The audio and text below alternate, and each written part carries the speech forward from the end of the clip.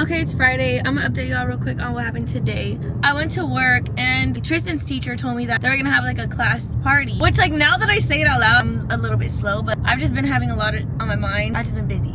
I was assuming like it was a class party and like the parents were gonna go to, it's like the end of their TK thing, right? I'm assuming, like, wouldn't you assume?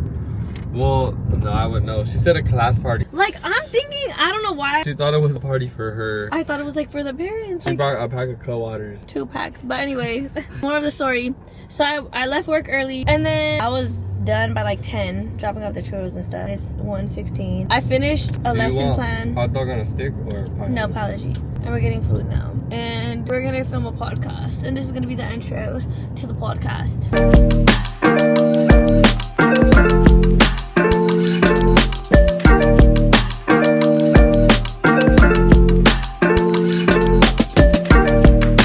Okay, we're gonna talk about God and just, what did you say? Okay, hold on. Seth had a good, go. A good what? The thing that you're saying about the purpose. Okay, Oh, I was just saying like how recently I've heard it twice within the last week that one of our main purposes in life from God is just to be grateful in all circumstances. Like, it's very simple, but that says a lot, like, at the same time. You didn't even explain it the way you explained it to me, though. Because, like, wait, backtracking on, like, a couple of days ago, I saw a video on TikTok, and it was, like, of a guy, and he was saying, like, birds don't train to fly. They're just born, and they fly. Fish aren't trained to swim. They're just born, and it's something natural to them, right? It comes naturally. So don't try to fit in where you don't go. People try to say, no, I'm meant to do this because they see other people doing it, or like, you know, they want to fit in. That's not what you're called to do. Is basically, this is what the guy was saying in the video, okay? Whatever you're called to do is just gonna flow naturally. I saw that like a couple days ago, and then Seth was saying, well, he was saying right now how your purpose isn't, basically, in other words, your purpose isn't like a physical calling, if that makes sense. Our purpose is to ultimately, it's to serve God first, to bring God glory, you know, to be pure and to be grateful in all circumstances. It's literally, and that's real, because if we do all those things, if we live through His word and we just align our actions and our paths to His will, or like to His word, right? What we read in the Bible, what we learn at church. If we do that, I feel like naturally the things that we genuinely like to do are gonna, like, we're gonna make a way out by doing the things. You get what I'm saying? Yeah. Like, we're doing things with good intention. We're doing it with a good heart and with God's guidance. So you could be working a job that you genuinely enjoy, and you're making a little bit of money, like, right? You, like, a career. Like, for example, me, I'm gonna be a teacher.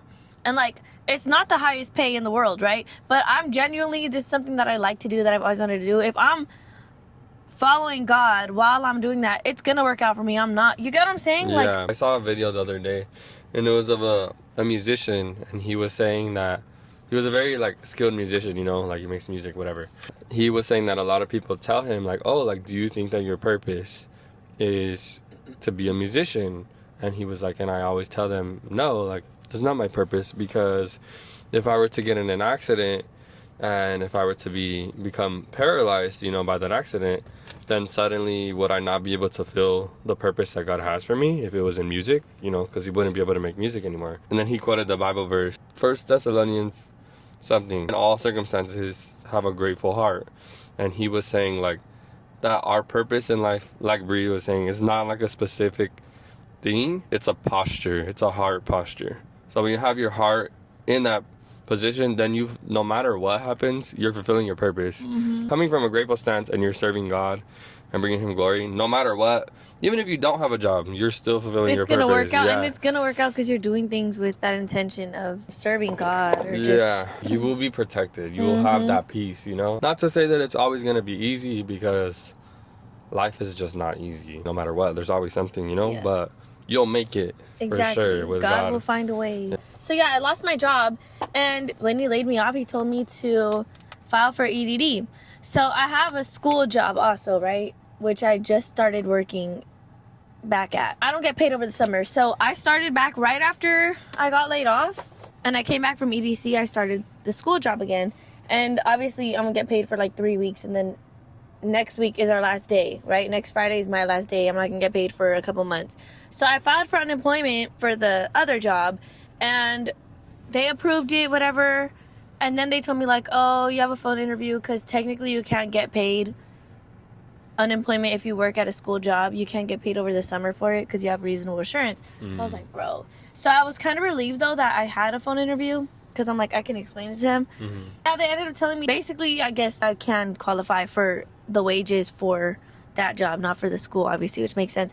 But they're gonna back pay me like the last 3 weeks, which is so clutch because, like, bro, do you not get it? Like, that's crazy. I have rent due, like, I have my bills, like, no, like, because I was expecting, damn, like, I'm not gonna get, I'm not gonna get anything. So I'm gonna be getting that little, however much it is, like, I'm gonna be getting something over the summer. Thank you, God. Like, bro, y'all don't understand. It's the little things. Y'all don't understand. The small. He always finds a way. Like, he's never gonna leave you alone. He's never gonna leave you alone. It connects back to the whole purpose thing too, because the thing is, when you put your trust in God 100%, like they say, He will fulfill. God knows the desires of your heart. Yes. He created you, you know, so He will fulfill the desires of your heart, and you don't need to go and fight to fulfill your own desires. If you really trust Him and you're obedient, He will sustain you and get you there. Like, dude, literally like that. He'll like pull you. There's like an invisible string, bro. But literally, Him like, just pulling you to what you want. It's just like little blessing after little blessing, just to keep you going until you get where you know, like till you make it there, and then you're gonna be like, bro, like I could not have done this, you know, like God literally provided for you. He literally provides. It's crazy. So, trust Him. Trust Him. Literally. He'll give you the desires of your heart. And just ask, bro. Sure. Just ask. But that's the thing, like, way before I was religious. Yeah, before I was really into God like that. I've been religious my whole life, but there was a point where I questioned God and stuff. I was just kind of like, but I still be questioning, but yeah. I don't question Him as much anymore. Within the last 2 weeks, I've stopped because there's just been too many specific things where I'm like, all right, the questions are over. I just trust. But I had read that when you question Him and stuff, like, that's a good thing because it's like you have some type of belief. Like, you know, you want to believe it. So, like, there's obviously something there. Desire you know? to get to know Him. Yeah. So anyway, I was saying I used to sometimes just pray and ask Him for things. And I was at a terrible place in life. Like, I would just ask Him and ask Him and ask Him. I didn't genuinely want a relationship with Him. Dude, I don't cry, y'all. I don't cry, but probably like a week or two ago, I would just start praying. Like, I was starting to pray, and I would just start crying. And I'm like, what is going on? Maybe because the prayers, they were, like, coming from my heart. They were genuine and stuff.